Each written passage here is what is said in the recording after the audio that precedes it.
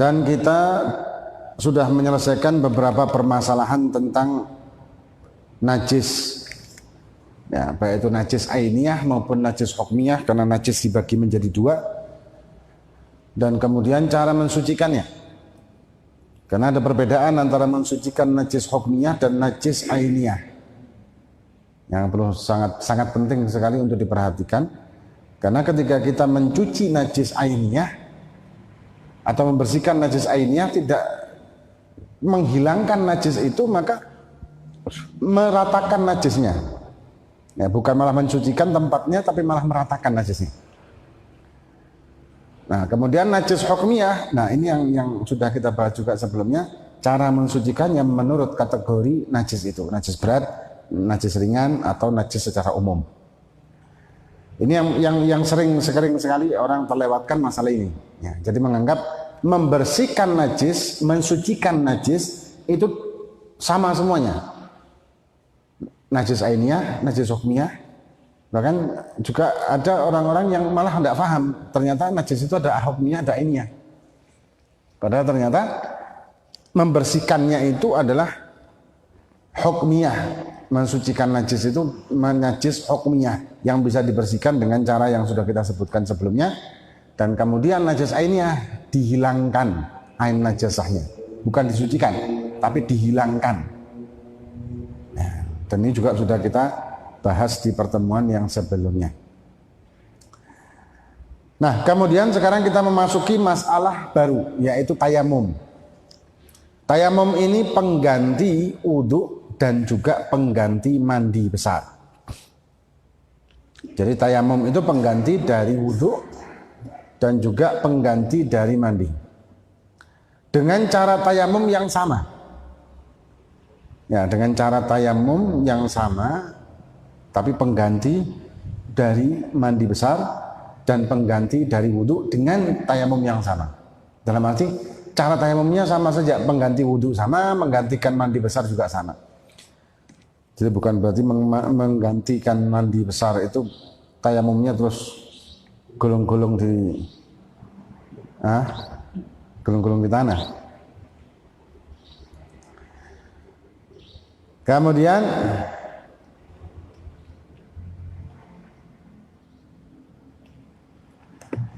karena itu pernah kejadian, ada seorang sahabat yang di padang pasir, dia terus ini gulung-gulung gitu.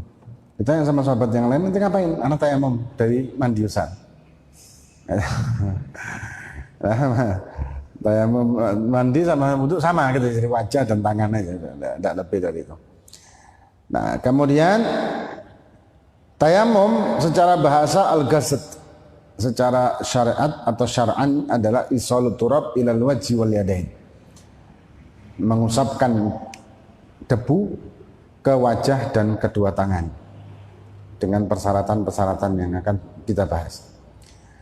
Ya tayammamul muhditsu wal junubu, muhdits hadas kecil, wal junub hadas besar, bertayamum karena beberapa penyebab, antara lain lifaqdil ma, tidak adanya air. Memang betul-betul tidak ada air, mungkin kekeringan, kemarau, atau mungkin di perjalanan atau di hutan, ya. Karena kalau hutan itu juga kita mungkin punya asumsi kalau di hutan, di gunung banyak air, padahal tidak, belum tentu. Ya, sumber-sumber mata air itu sangat jarang kalau di hutan-hutan malah. Kalau mungkin kita gali, mungkin kita nemukan air, tapi kalau enggak. Atau di gunung, ya, di gunung itu juga susah air sebetulnya. Nah, memang betul-betul tidak ada air. Secara fisik air itu tidak ada. Wal barat, dan atau karena hawa dingin, dengan beberapa persyaratan nanti. Jadi dengan hawa dingin yang sangat, hingga kalau dia memakai air untuk mandi besar atau wudhu, maka membahayakan bagi dirinya dan kesehatannya. Dan tidak ada alat untuk memanaskan atau kayu bakar untuk memanaskan air tersebut. Ya. Kalau memang seperti itu, maka bertayamum. Tapi ini kalau di daerah Malang sini, dinginnya Malang masih belum masuk ke kategori tidak aman sebetulnya sih. Kalau di Malang sini, kalau mungkin di daerah-daerah Eropa sana ya, mungkin kalau musim-musim salju gitu tidak ada pemanas, Ya apalagi yang minus, suhunya minus gitu, sekalinya wudhu kaku gitu dah, membahayakan. Kemudian wal marad, dan sakit yang tidak memungkinkan dia untuk pakai air. Menurut dokter yang figah bahwa kalau dia pakai air maka penyakitnya akan bertambah atau penyakitnya tidak akan sembuh, maka boleh memakai tayamum. Kemudian dikatakan fa in tayaggan faqdal ma, tayammama bila talab. Kalau dia yakin bahwa memang tidak ada air sama sekali, ya yakin tidak ada air. Misalkan kayak di pesawat, yakin tidak ada air. Ada air di pesawat, cuman terbatas dan membahayakan kalau dipakai untuk wudhu. Karena kalau apa namanya menggenang di lantainya itu kan membahayakan. Atau memang dia di gunung atau di padang pasir yang sudah jelas-jelasan tidak ada air, yakin. Maka kalau yakin tidak ada air, tayamum tanpa perlu mencari, tanpa wajib untuk mencari airnya. Ya langsung tayamum aja. Kemudian wa in tawahhamal ma au dhannahu au syakka fihi fattasha fi manzilihi inda rufqatihi wa inda rufqatihi taraddat qadrul haddil ghaut. Tapi kalau misalkan dia tawaham ini memperkirakan, atau dhon ini kalau di persen ya, di persen itu waham itu 25% lah antara ada dan tidak. Lebih banyak ketidaknya, tapi kayaknya ada, tapi sepertinya tidak ada sih. Anak yakin ini sudah ada, cuma kayaknya ada. Jadi masih ragu gitu, ragunya tapi lebih besar ke tidak ada air daripada ke ada air. Itu namanya waham, ya 25% lah. Kalau dhon itu lebih tinggi. Dhon itu perkiraan ada air tapi ragu ke tidak adanya. Atau syak itu 50-50, 50%. Antara yakin ada atau tidak, itu separuh-separuh.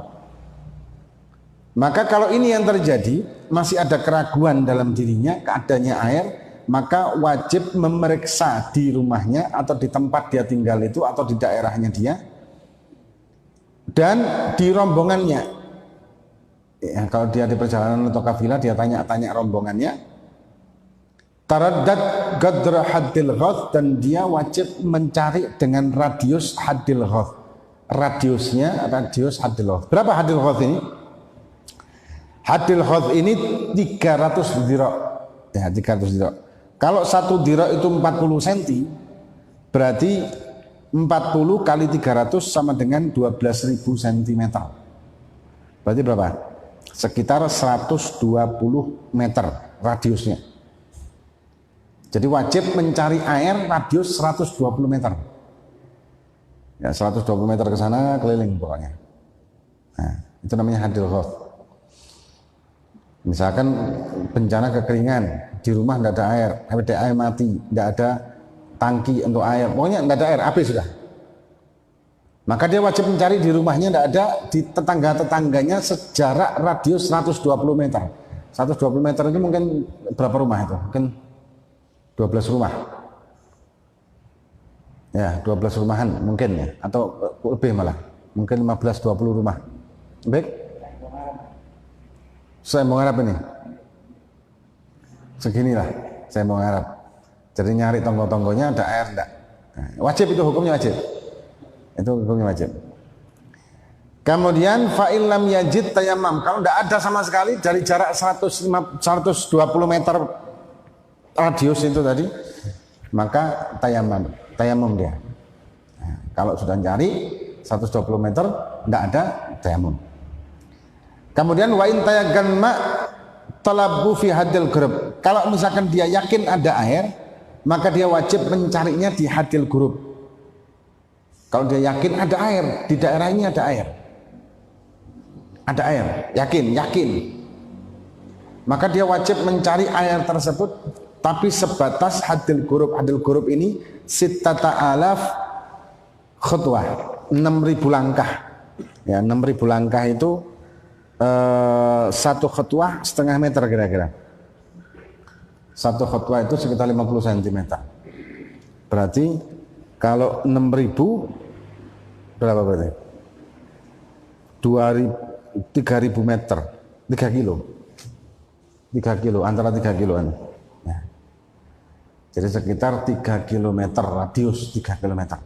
Kalau dia yakin. Kalau tadi kan tidak begitu yakin, maka dia cukup mencarinya radius 120 meter.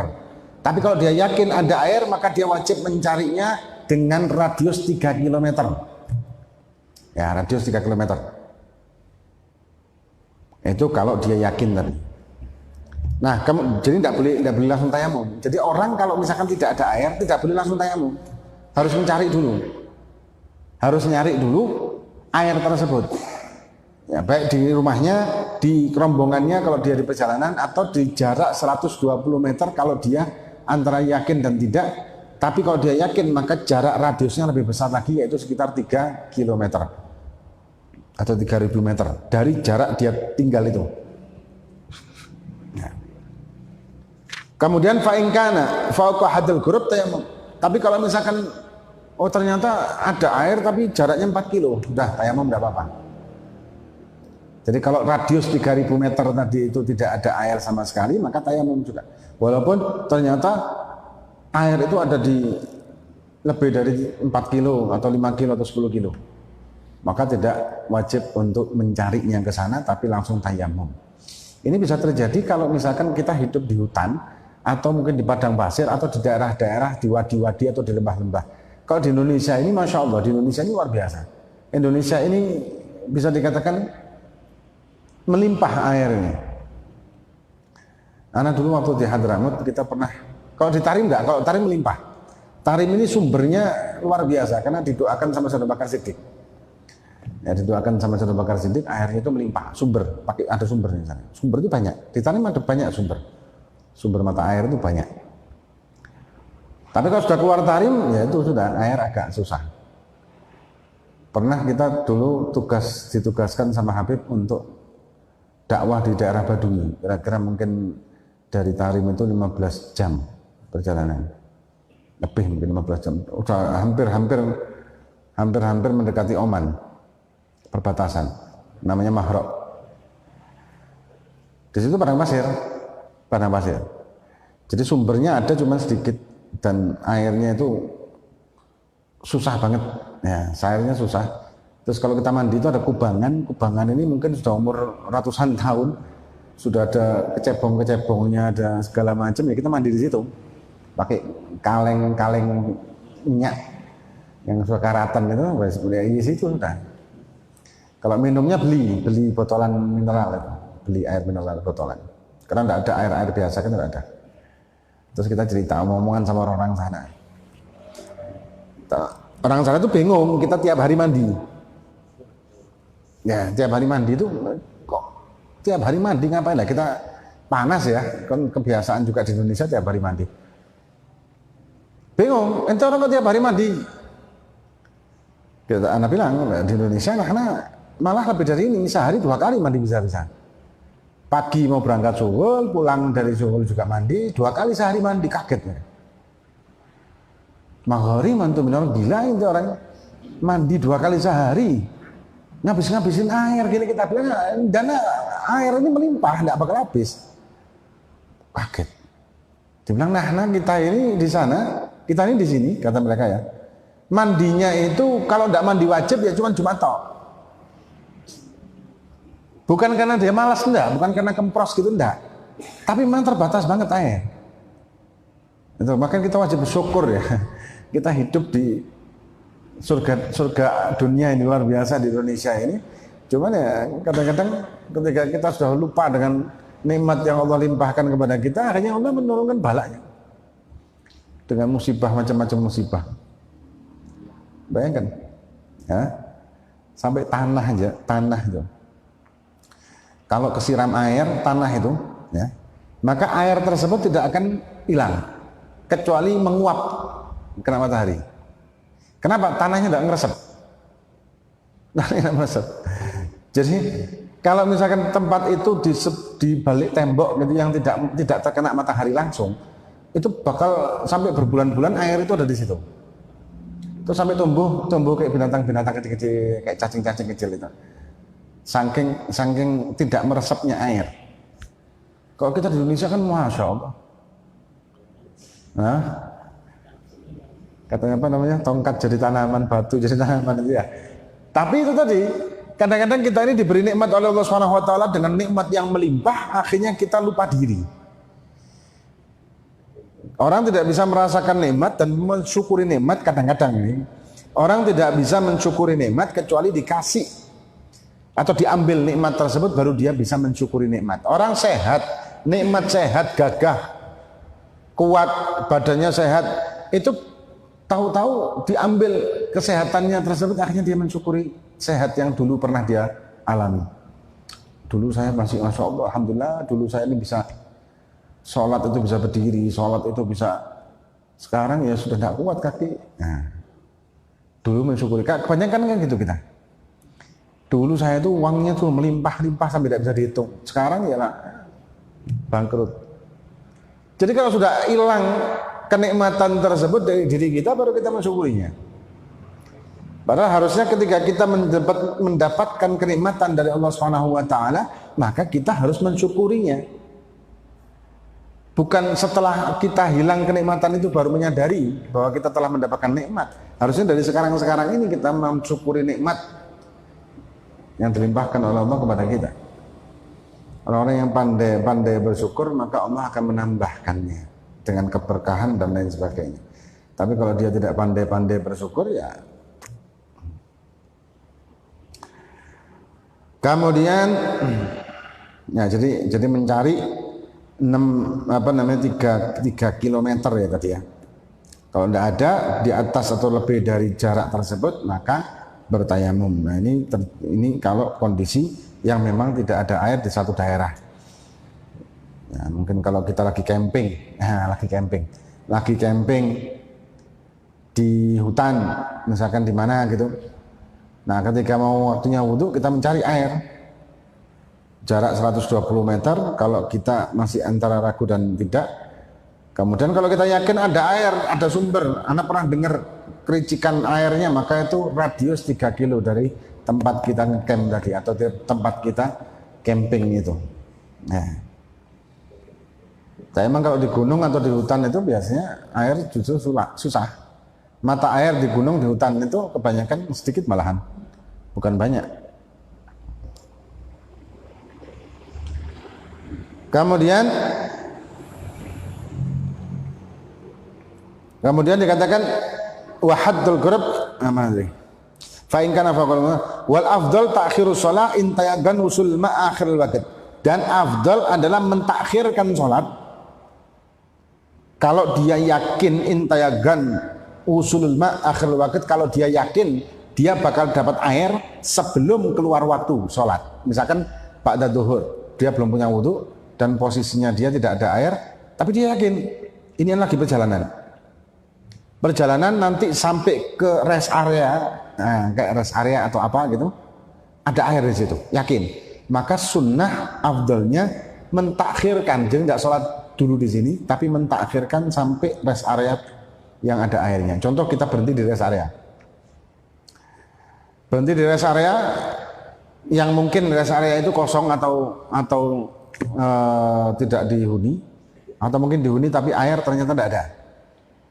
Ya, air tidak ada sama sekali. Ya tadi kita pakai yang tadi, berarti kita cari 120 meter. Tapi kalau kita yakin bahwa ini mestinya rest area ada jedingnya, maka radiusnya 3 kiloan.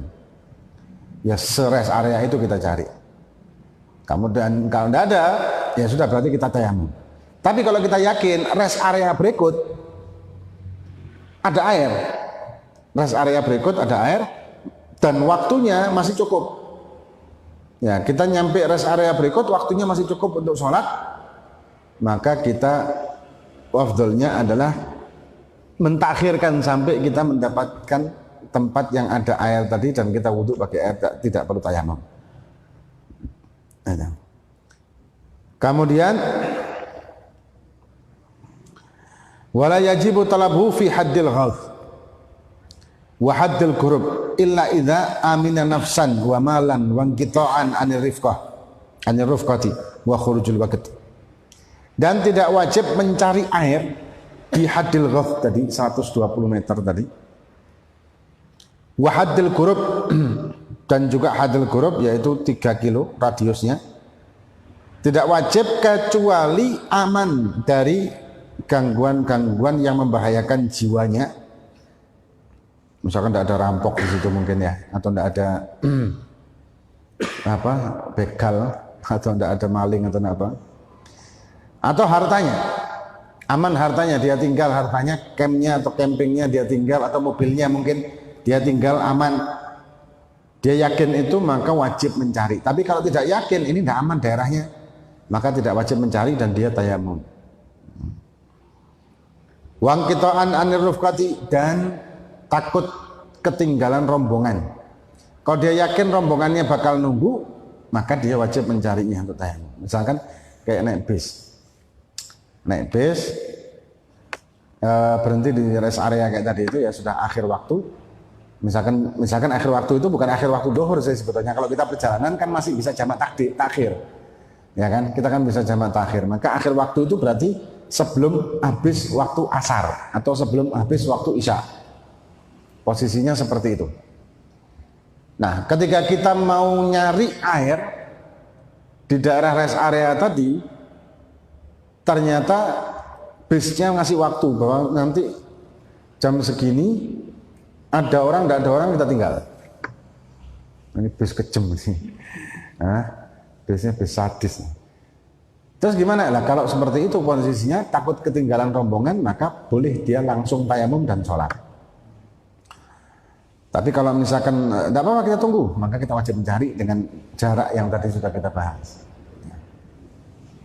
Tapi sekali lagi di Indonesia alhamdulillah sih, rest area atau apa itu air masih ada lah. Kemudian wa kharujul waqt dan juga tidak takut kehilangan waktu, ya kayak tadi. Kalau di musafir, posisi dia musafir, maka tidak takut kehilangan waktu yang kedua, sholat yang kedua, karena dia otomatis jamak takhir. Ya, otomatis dia sholatnya berjamak takhir, maka tidak takut atau waktunya itu tidak mepet maghrib atau tidak mepet subuh atau tidak mepet dengan naiknya matahari. Ya.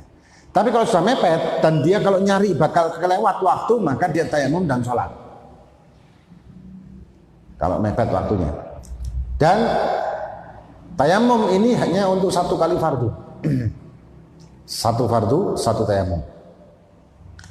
Kalau dia jamak takhir atau jamak takdim, maka setelah selesai sholat yang pertama, tayamum lagi. Setelah tayamum lagi, maka melanjutkan sholat yang kedua. Nah, karena 1 tayamum hanya 1 fardu. Kalau sholat sunnah berkali-kali tidak masalah. Kecuali kalau misalkan posisi dia, posisinya dia tayamum untuk mengganti mandi besar. Kalau dia tayamumnya untuk mengganti mandi besar, maka dia sholat wajibnya 1 kali dan yang lainnya enggak. Nah, kemudian wa in wajadama la yakfihi wajaba istimaluhu thumma tayammam. Kalau misalkan dia mendapati air tapi sedikit, wala yakfihi dan tidak cukup untuk wudu. Dia mendapati air tapi tidak cukup buat wudu ini. Atau ngepres lah, atau pas buat cuman wajah tok. Maka wajib istimaluhu, wajib dia melakukannya, memakai air itu dengan wudunya. Kemudian setelah itu thumma tayammam. Setelah itu ditayamumi yang sisanya. Begini. Misalkan ada air sedikit, kemudian dia cukup wudunya wajah tok. Habis airnya. Maka setelah wajah ini dia keringkan wajah tersebut, ambil debu, tayamum wajah dan tangan. Atau dia wudunya wajah, kemudian tangan masih bisa pakai air, terus rambut mungkin ya, kaki entek sudah. Untuk kaki habis, maka keringkan wajahnya, keringkan tangannya, ambil debu, tayamum. Wajah dan tangan otomatis untuk tayamum pengganti dari kaki tadi. Ya. Jadi tetap wajib, kecuali kalau airnya itu dipakai untuk keperluan hidup, bertahan hidup, keperluan bertahan hidup. untuk minum, untuk makan kita, untuk minum kita di perjalanan, atau untuk kalau dulu ya untuk minumnya binatang tunggangan. Kalau sekarang mungkin buat radiator. Ya, ya, betul ya, buat radiator. Mungkin kalau radiatornya rusak atau gimana yang harus diisi dengan air terus. Nah, ini tidak wajib dipakai untuk wudhu. Ya. Kalau memang seperti itu. Kalau dulu kudanya atau untanya minum air itu. Jadi ada gambaran orang itu punya air tapi tidak boleh dipakai, yaitu tadi itu dipakai untuk keperluan atau kebutuhan hidupnya. Jadi kalau posisi seperti itu maka dia tayamum. Kemudian wayajibu syira'uhu bi thamani mithlihi illam yahtaj ilaihi. Dan wajib untuk membelinya dengan harga normal. Membelinya dengan harga normal illam yahtaj ilahi, kalau dia tidak membutuhkan uang itu tadi, lidainin mustaghrikin au mauna safarihi au nafaqah hayawanin muhtaramin. Jadi kalau dia uangnya tadi itu ada kelebihan untuk ongkosnya, atau dia ada kelebihan untuk hutang yang harus segera dibayar jatuh tempo, atau mauna safarihi atau ongkos biaya perjalanannya, sanggup makannya apa segala macam, au nafkah hayawan muhtaram, atau untuk nafkah hayawan muhtaram. Ini hayawan muhtaram ini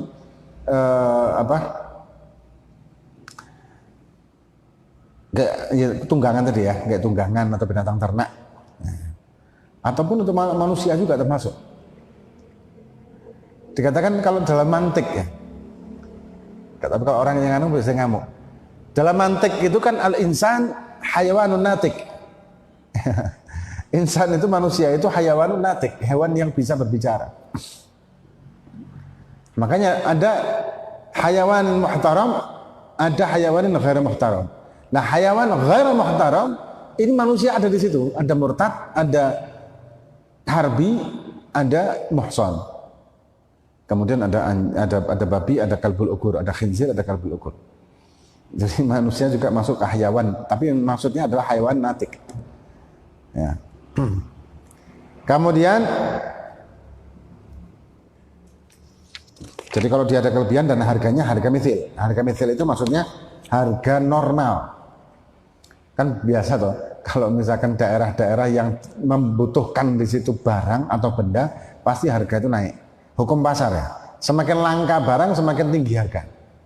Semakin banyak permintaan, semakin naik harganya. Itu hukum pasar kan, hukum ekonomi. Nah, kalau misalkan ada orang yang jual air, umumnya air itu anggap 1 liter itu berapa sih? 1.000, 2.000. Anggap 2.000 ya. Ya, 2.000, 3.000. Anggap segitu. Cuman karena sangat dibutuhkan enggak dijual dengan harga tinggi. 1 liter air dijual harga 50.000 misalnya. Karena butuh banget. Nah, kalau kondisi seperti itu bagaimana? Kalau kondisi seperti itu kita tidak wajib untuk membelinya buat wudhu.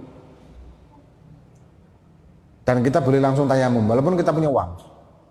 Atau harganya harga normal, tapi uang ini kita pakai.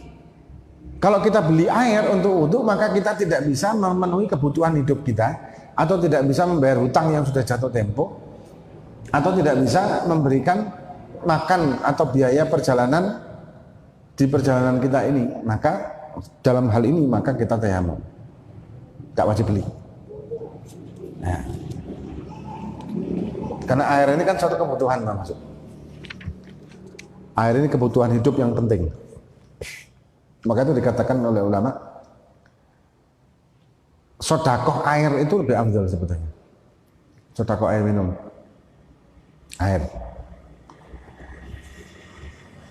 Apalagi di Tarim misalnya di Hadramaut ya, di daerah Hadramaut itu banyak orang yang wakaf, yang mewakafkan air minum. Di jalanan-jalanan itu dipikirkan semacam kayak bangunan kotak gitu, terus ada keran-kerannya yang isinya kok dibuka air minum. Biasanya ada selajah, ada apa namanya, mesin pendinginnya juga. Jadi ada mesin pendingin, air kita buka itu langsung air es. Kan orang sana kan suka minum air es karena panas hawanya. Itu wakaf, ya diwakafkan. Dan itu boleh kita minum di tempat. Kalau itu wakaf untuk air minum bagi orang-orang, maka tidak boleh dibawa. Kecuali kalau misalkan kita melakukan perjalanan, maka kita harus membawa secukupnya untuk selama perjalanan tersebut. Kalau ada lebihnya ternyata wajib kita kembalikan lagi. Ya seperti tinta-tinta gitu ya. Udah dipaksa-paksa gitu harus habis. Kalau enggak balik ya. Karena wakaf. Kalau wakaf begitu. Jadi wakaf begitu. Kemudian wajib talabu hibatil ma' wasti'arah nahwa dalwin duna ittihabi thamanihi. Dan wajib untuk mencari pinjaman. Ya, mencari pinjaman kalau bukan pinjaman, hibah ini minta gratisan. Wajib untuk mencari gratisan air dan meminjam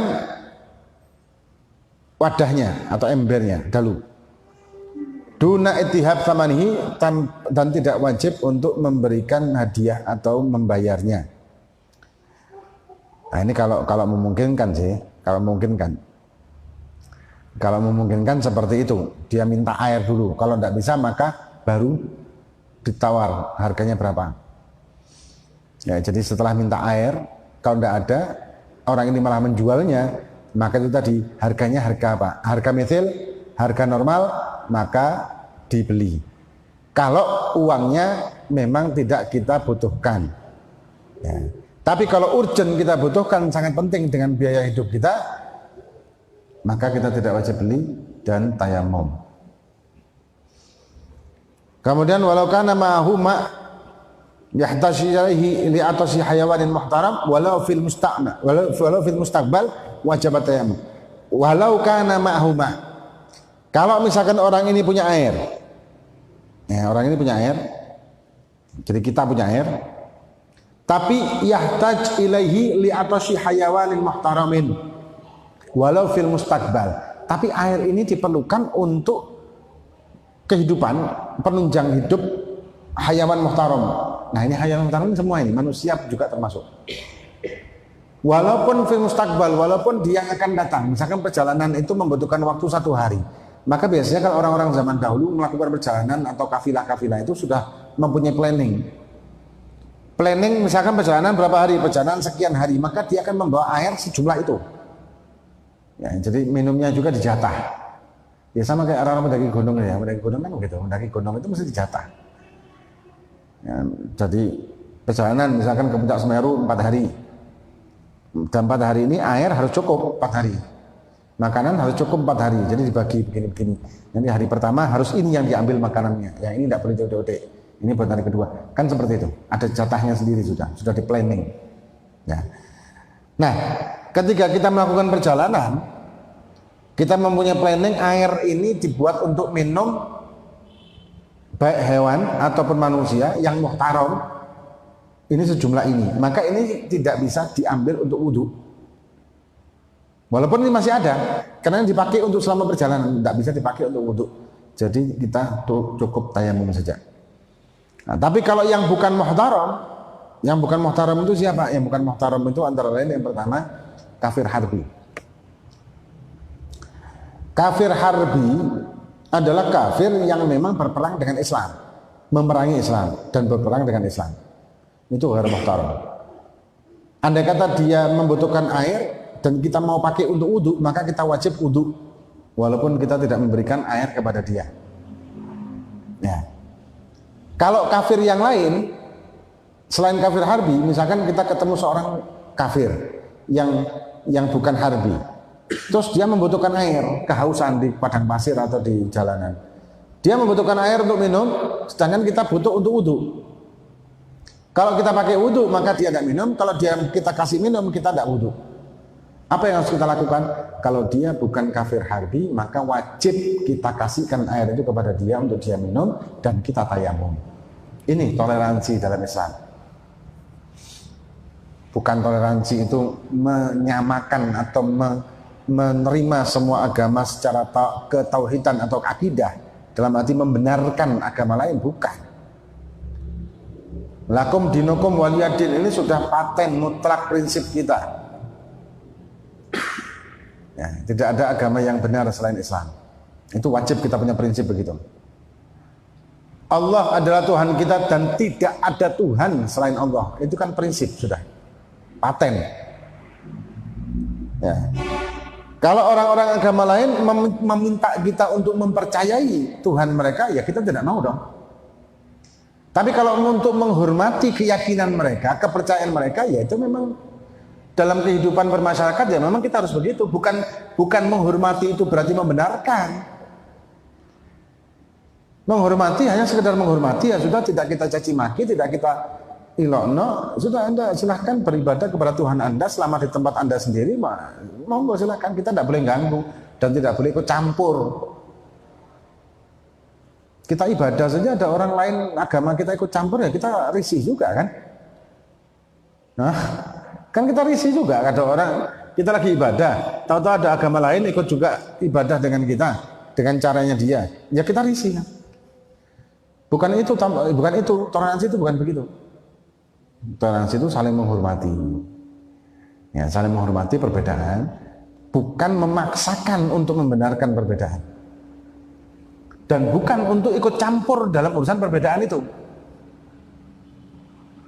Lakum dinukum waliyadin ini sudah tok, sudah stempel. Nah, agamamu, agamaku. Itu masalah kita.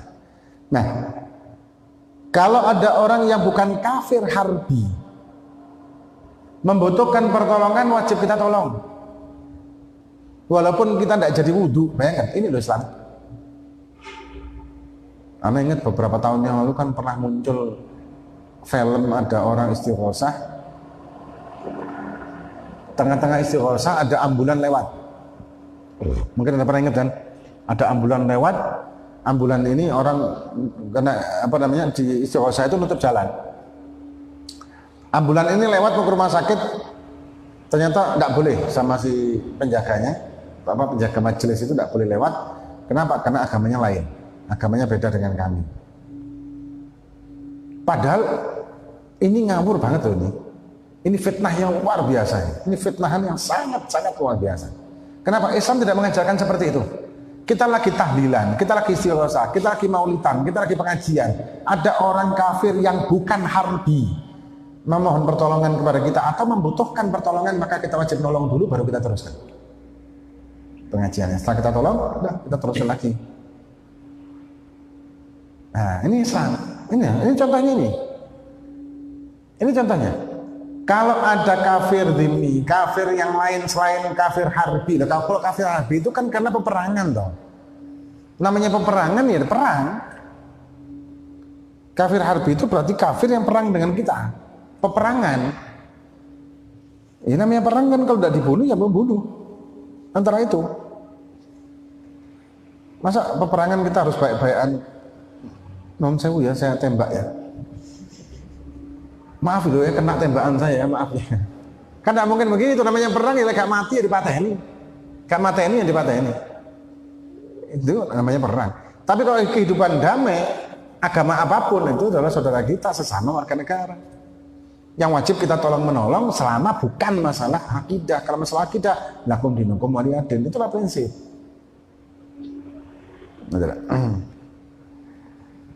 Nah, kemudian kafir harbi, kemudian zani muhsan ini orang yang berzina sedangkan dia sudah menikah. Nah, dan dia berzina itu juga tidak boleh dikasih air. Kita pakai tetap buat wudhu. Ya, walaupun dia kehausan sampai mati sekalipun tidak apa-apa. Kemudian yang ketiga murtad.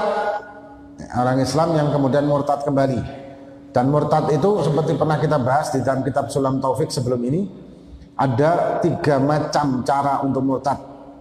Dengan keyakinan, perbuatan, perkataan. Sudah kita bahas juga rincian-rinciannya oleh Imam Al-Habib Abdullah bin Husain bin Tahir rahimahumullahu ta'ala. Kemudian yang keempat adalah kalbul ugur. Kalbul ugur ini anjing gila.